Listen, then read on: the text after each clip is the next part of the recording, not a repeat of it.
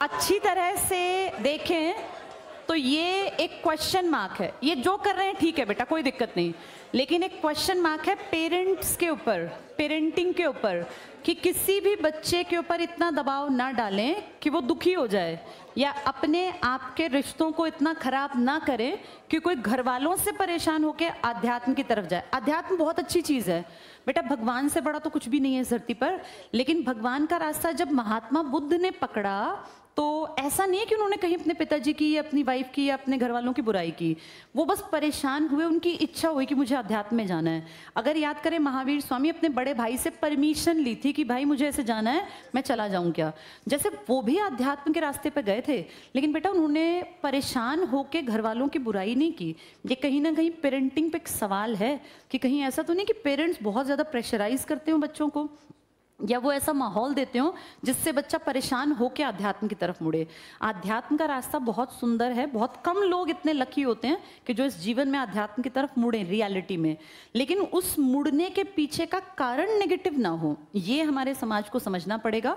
और आईआईटी के जो ये नाम क्या इनका, अभय सिंह के अब की आगे की यात्रा तो किसी को नहीं पता, लेकिन जो इनके बचपन की यात्रा है वो तो हमने देख ही ली ना, सुन ली इनके पिताजी के मुंह से, इनके मुंह से, तो वो एक क्वेश्चन मार्क है। और वो समझने की जरूरत है पेरेंट्स को कि हम कैसा माहौल दे रहे हैं। कहीं ऐसा तो नहीं कि हमारा बच्चा कल को जिस भी रास्ते पे जाए वो हमें एक अपनी पूरी जिंदगी भर एक नेगेटिव तरीके से याद करता रहे। तो ये क्वेश्चन मार्क पेरेंट्स के लिए भी छोड़ दिया अभय सिंह ने कि अपनी पेरेंटिंग पर भी ध्यान दें।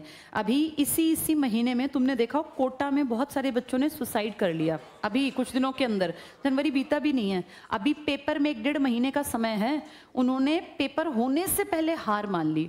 जैसे पेपर हद से हद क्या होगा, फेल होंगे ना, कोई बात नहीं, ये क्यों ना समझाया जाए कि पेपर में फेल होने के बावजूद कोई फर्क नहीं पड़ता, क्या पता तुम्हारी किस्मत में कुछ और बेहतर लिखा हो, और पेपर देख के तो देख लो, हो सकता है उनमें से किसी का अच्छा नंबर आ जाता। वो पेपर देने से पहले ही हार मान गए। कितना प्रेशर रहा होगा कि मुझे नीट करना है, मुझे जेईई करना है। जैसे इस चीज को पेरेंट्स को समझना पड़ेगा बेटा कि सब चीजें सेकेंडरी हैं, पहली चीज है अच्छे इंसान बने। और ठीक है, पैसा कमाना एक जरूरत है, मैं ये नहीं कह रही कि बिना पैसे के जिंदगी चलेगी, लेकिन कहीं ऐसा तो नहीं कि उसको इतना ज्यादा प्रेशर में बच्चा आ गया कि उसको लगा कि लाइफ छोड़ देना ज्यादा बेहतर है।